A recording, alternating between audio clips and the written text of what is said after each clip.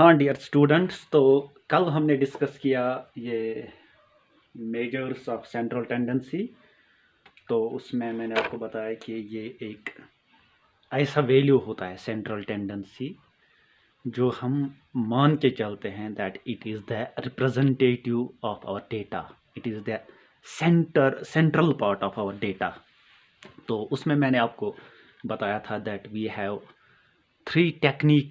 three methods of calculating central tendency, तो mean, median and then mode. तो इसमें जो है मीन सबसे फेमस और जो हम सबसे ज़्यादा इस्तेमाल करते हैं मेथड, दैट इज़ मीन। तो मीन क्या है एक्चुअली, मैं आपको थ्रू एग्जांपल समझाऊंगा। सपोज हमने क्लासरूम में हमारे क्लासरूम में 10 स्टूडेंट्स हैं, we have 10 students in our classroom। तो इन 10 स्टूडेंट्स का हमने एक क्लास टेस्ट किया। तो इसमें जो स्टूडेंट नंबर 1 है, he got 9 marks, then 8, then again 9, 7, 3, 4, 3, 9, 8, 3, 1, 2, 3, 4, 5, 6, 7, 8, 9, 10। तो ये है हमारे 10 स्टूडेंट्स के मार्क्स। स्टैटिस्टिक्स में हम क्या करते हैं, जो इस स्टूडेंट का ये स्कोर है, इसको हम स्टैटिस्टिक्स में कहते हैं ऑब्जर्वेशन। ये हमारी एक ऑब्जर्वेशन है, this is our observation, this is our observation, this is our observation, this is our observation. तो हमारे पास ऑब्जर्वेशन मीन्स कि कितने स्कोर्स हैं हमारे पास। तो वी हैव 10 ऑब्जर्वेशंस। तो मीन जब हम डिफाइन करते हैं, we say it is the ratio of, ये एक रेशो होता है, ratio of sum of observations to the number of observations, number of observations. Simply जो हमारी ऑब्जर्वेशंस है उनका सम जो है उसको हम डिवाइड करते हैं नंबर ऑफ ऑब्जर्वेशंस के साथ, यानी 9 + 8 + 9 + 7 + 3 + 4 + 3 + 9 + 8 + 3। तो इसका हम सम, इन ऑब्जर्वेशंस का हम सम निकालेंगे, because we have to find out the ratio किसका, सम ऑफ ऑब्जर्वेशन। यानी इन, इसको मैंने बताया ये ऑब्जर्वेशन है, ये ऑब्जर्वेशन है, ये ऑब्जर्वेशन है, इन ऑब्जर्वेशंस का हम सम ढूंढेंगे। तो उस ऑब्जर्वेशंस का जो सम बनेगा उसको हम, उसका रेशो बनाना है किसके साथ, विद नंबर ऑफ ऑब्जर्वेशंस। यानी 9 + 8 17, 26, 33, 36, 40, 43, 52, 60, 63। तो इसका सम हमें बनता है 63। यानी सम ऑफ ऑब्जर्वेशंस, यानी जब मैंने इनको सम किया, जब इनको मैंने ऐड किया, सम ऑफ ऑब्जर्वेशंस वो बनता है 63 divided by number of observations. कितनी ऑब्जर्वेशंस हैं, 1 2 3 4 5 6 7 8 9 10, बिकॉज वी हैव 10 स्टूडेंट्स। तो दिस बिकम्स 6.3।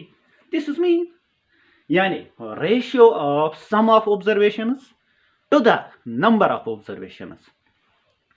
ऑब्जर्वेशंस का सम और उसको डिवाइड करना है विद नंबर ऑफ ऑब्जर्वेशन, ये एक रेशियो बनेगा।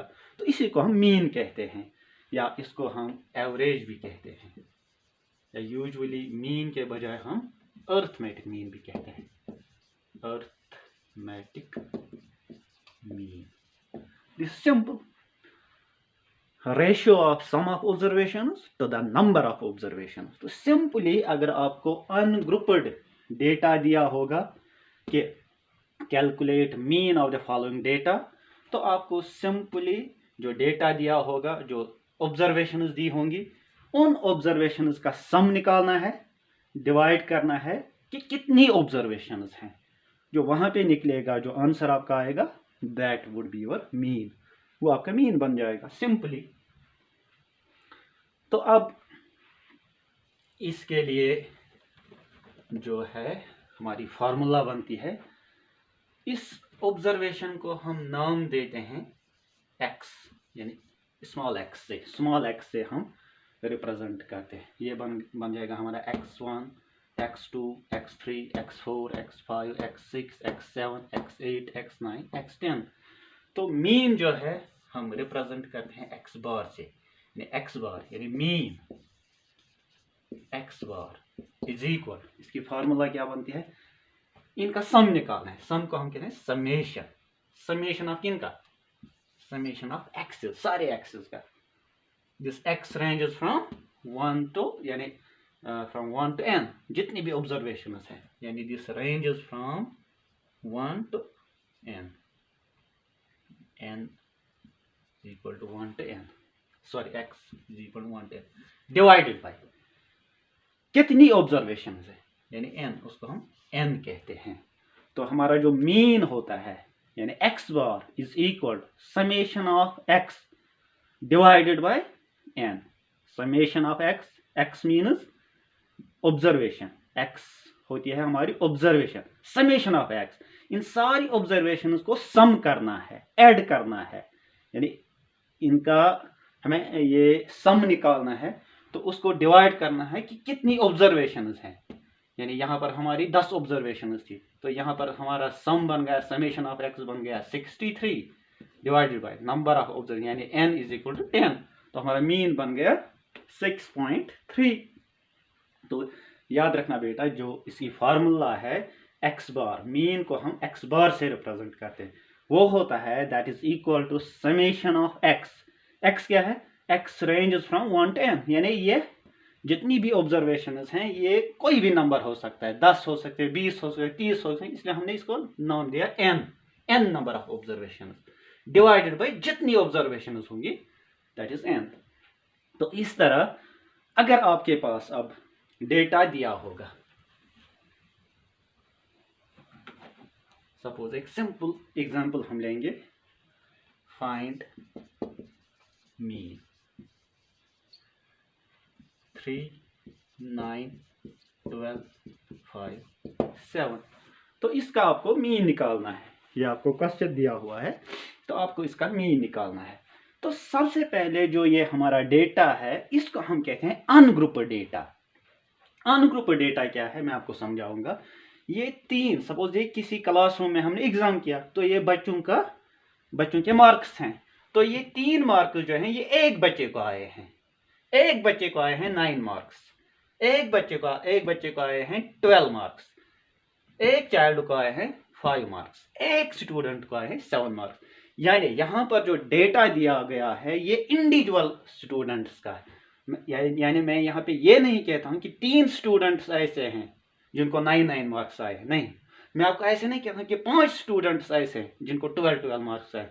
मैं आपको कहता हूँ कि एक स्टूडेंट है उसके 3 मार्क्स हैं, एक स्टूडेंट है उसके 9 मार्क्स हैं, एक स्टूडेंट है उसके 12 मार्क्स हैं, एक स्टूडेंट है उसके 5 मार्क्स हैं, एक स्टूडेंट है उसके 7 मार्क्स हैं।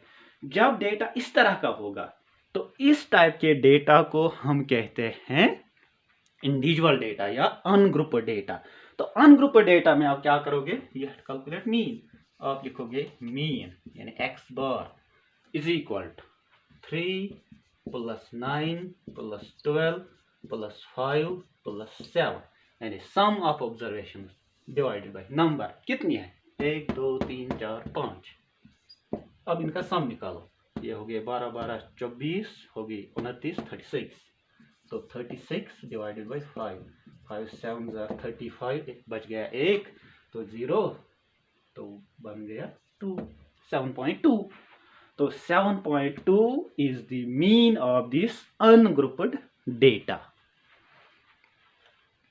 तो अब इसके बाद क्या है, कभी हमारे पास अब डेटा आएगा, ये हो गया जब आपको अनग्रुप डेटा का मीन निकालना होगा। अब आपको ऐसे क्वेश्चन आ सकता है, सपोज फाइंड मीन, यहाँ पर I will try another marker, yes this one is brighter. आपको दिया होगा, ये मैं बंद रखूंगा, फाइंड मीन, तो 5 5 3 7 7 6 6 5 3 4 7 7 4 5 3 7 4 4 1 2 3 4 5 6 7 8 12 13 14 15 16 17 18 3 4। तो ये कितनी ऑब्जर्वेशंस बन गई हमारी 20। लेकिन इस डेटा में हम क्या कर सकते हैं, ये दो it is individual data, it is ungroup data, लेकिन हम क्या देखते हैं कि इसमें जो हमारे ऑब्जर्वेशन जो है हमारी ये रिपीट हो रही है। यानी यहाँ पे हम देखते हैं 3, it is once twice thrice 4 times. तो 3 मार्क्स जो हैं ये 4 स्टूडेंट्स को आए हैं, means 4 students have scored 3 marks. इसी तरह 4 marks 1 2 3 4 5 students have got 4 marks. Means इस डेटा को जो है we can convert this data into group data. हम ऐसे बना सकते हैं, स्कोर यानी x, जो हमारा स्कोर है यानी x है, कौन कौन सा स्कोर है, we have 3, then we have 4, then we have 5, then we have 6, then we have 7। तो हम देखेंगे ये रिपीट हो रहा है यहाँ डेटा, यानी जो हमारे स्कोर्स हैं ये रिपीट हो रहे हैं। अब हम इस डेटा को ग्रुप डेटा में चेंज करेंगे, यानी 3 जो है it is once twice thrice 4 time, यानी 3 मार्क्स जो हैं ये 4 स्टूडेंट्स को आए हैं। यानी अब मैं ऐसे कह सकता हूँ 4 स्टूडेंट्स ऐसे हैं जिनको 3 मार्क्स है, यानी मैं इस डेटा को अब ग्रुप डेटा में कन्वर्ट कर रहा हूँ। आपको क्वेश्चन ऐसे भी आ सकता है, convert the following ungrouped data into group data and find the mean। यानी आपको ये अनग्रुप डेटा जो है इसको पहले ग्रुप डेटा में चेंज करना है, फिर मीन निकालना है। तो अब हम देखेंगे जो 4 है, हमारा जो स्कोर 4 है, ये कितने स्टूडेंट्स को आया है, यानी ये how many times it is repeated. Frequency means how many times something is repeated, या यूजुअली हम फिजिक्स में इस्तेमाल करते हैं frequency, how many times, frequency means how many times. तो 4 जो है it is once twice thrice 4 times 5 times. तो 5 स्टूडेंट्स ऐसे हैं who got 4 marks. Now 5 1 2 3 4 students. तो 4 स्टूडेंट्स ऐसे हैं who got 5 marks. 6 1 2 only 2 students ऐसे हैं who got 6 marks each. Then 7 1 2 3 4 5 students. 5 students हमारे ऐसे हैं हु गॉट 7 मार्क्स। अब हम देखेंगे वी हैव 20 ऑब्जर्वेशन, 5 10 16 20। तो 20 बच्चों का अब जो डेटा है, जो स्कोर है, वो हमने ग्रुप डेटा में कन्वर्ट कर दिया। देखिए अब क्या करना है, you have to find out the mean. यहाँ पर भी आपको क्वेश्चन है convert the ungroup data into group data and calculate mean. तो पहले ये अनग्रुप डेटा था, इसको हमने क्या बनाया, ग्रुप डेटा। यानी अब हम पहले मैं ऐसे बोल रहा था, एक बच्चा है उसको 5 मार्क्स है, एक बच्चा है उसको 5 मार्क्स है, एक बच्चा है उसको 3 मार्क्स है, एक बच्चा है उसको 7 मार्क्स है, मीन्स ये अनग्रुप डेटा था। अब इसी अनग्रुप डेटा को मैंने कन्वर्ट किया इनटू ग्रुप डेटा। अब मैं ऐसे कहता हूँ 4 स्टूडेंट्स ऐसे हैं जिन्होंने 3 मार्क्स लिए, 5 students, means now it is not individual, now it is grouped. अब मैं ग्रुप्स में बोल रहा हूँ, 5 students are such who scored 4 marks. अब क्या करना है, देखिए यहाँ पे आपको कैलकुलेट करना पड़ेगा fx। यानी अगर 4 स्टूडेंट, एक स्टूडेंट को मिले 3 मार्क्स, मैं कहता हूँ 4 स्टूडेंट्स को 3 मार्क्स मिले, एक को भी 3, दूसरे को भी 3, तीसरे को भी 3, चौथे को भी 3। तो इन 4 स्टूडेंट्स ने टोटल में कितने मार्क्स हासिल किए, 4 3 12। इसको हम कहते हैं fx, यानी f into x. We have to calculate f into x. Actually हमें क्या करना है, जो ये सारा डेटा है इसको हमें ऐड करना है। अब ऐसे हमें आसान पड़ता है। देखिए अगर मैं यहाँ भी ऐड करता, 3 + 3 हो गए 6, देन 3 हो गए 9, देन 3 हो गए 12। अब यहाँ आसानी से 4 3 12। तो इसी तरह 4, इसको भी 4 मिले हैं, हो गए 4, इसको 4 हो गए 8, इसको 4 हो गए 12, इसको 4 हो गए 16, इसको 4 हो गए 20। अब मैं ऐसे कहूँ 5 स्टूडेंट्स को 4 मार्क्स मिले, तो टोटल में कितने मिले? 5 4 20। तो इसी तरह 4 students have got 5 marks each. So 4 5s are again 20. 2 students have got 6 marks each. 2 6s are 12. 5 7s are 35. ऐसे यानी एक बच्चे को, ये 5 बच्चों को 7 मार्क्स मिले हैं, तो टोटल में बन गए 35। अगर मैं ऐसे भी ऐड करता 7 + 7 14, then 21, then 28, then this 7 हो गए 35। अब सिंपली 5 × 7 हो गए 35। ये हो गए हमारे इतना, this + this + this + this + this, ये सारा हो गया हमारे सारे बच्चों का स्कोर। तो इसको हम क्या कहेंगे?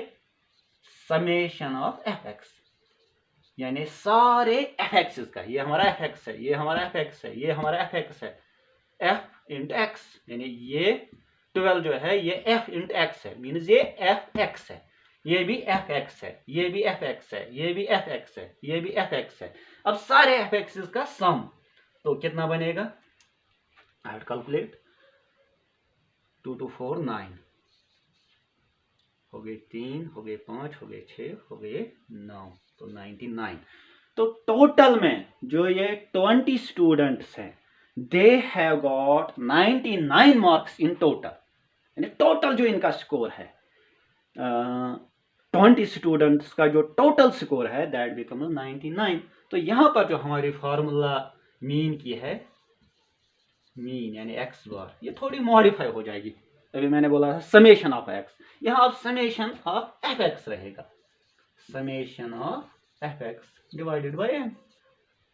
यानी अब ये x नहीं है, ये fx है, क्योंकि ये ग्रुप डेटा है।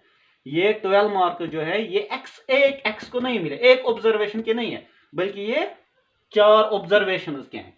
मीन्स इट बिकम्स, ये जो 12 है ये 4 स्टूडेंट्स का स्कोर है, इसीलिए fx यानी एक score into how many times, frequency. तो सिंपली आप याद रखोगे कि ग्रुप डेटा में जो हमारी फार्मूला होती है मीन की, that is summation of fx divided by n। n means के टोटल नंबर ऑफ स्टूडेंट्स, कितने टोटल स्टूडेंट्स थे। तो मीन क्या बनेगा? 99 हो गया हमारा fx divided by n। n कितना है? 20। ये 20 स्टूडेंट्स है। हम करेंगे 25 करते तो वो 100 बनता, लेकिन ये 99 है, मीन्स 4, फिर बचेंगे 19, तो वो बनेगा तकरीबन 9, means 4.9 is the mean score. यानी एवरेज में हर एक बच्चे ने 4.9 मार्क्स हासिल किए हैं। दिस इज सेंट्रल टेंडेंसी, यानी 4.9 एक ऐसा स्कोर है जो सेंट्रल वैल्यू है इस डेटा का। जो डेटा दिया हुआ था 5 + 5 + 3, ये 5 5 3 7 7 7 सो ऑन, तो जो ये डेटा था इसका जो सेंट्रल वैल्यू बनता है दैट इज 4.9। तो this is the central tendency, this is the mean, this is the central tendency. अब मीन में एक और मेथड है, हमने डिस्कस किया ग्रुप्ड मेथड का मीन कैसे निकालोगे, सॉरी अनग्रुप्ड डेटा जो होगा उसका मीन कैसे निकालोगे। सिंपली जो ऑब्जर्वेशंस होंगे उनका सम निकालोगे divided by number of observation. तो अब अगर अनग्रुप्ड डेटा होगा उसको कन्वर्ट कैसे करोगे इनटू ग्रुप डेटा, फिर उसका मीन कैसे निकालोगे। फिर एक और मेथड है, तीसरा मेथड, हमें कभी कभी दिया होता है जो डेटा होता है वो इंटरवल में दिया होता है, तो उसका मीन कैसे निकालेंगे वो हम इंशाल्लाह कल डिस्कस करेंगे। तो कल के वीडियो में हम वो डिस्कस करेंगे कि जब इंटरवल सीरीज़ में हमारा डेटा होगा तो उस टाइम मीन कैसे निकालते हैं। तब तक के लिए आप ये वीडियो देखिए। खुदा हाफिज़।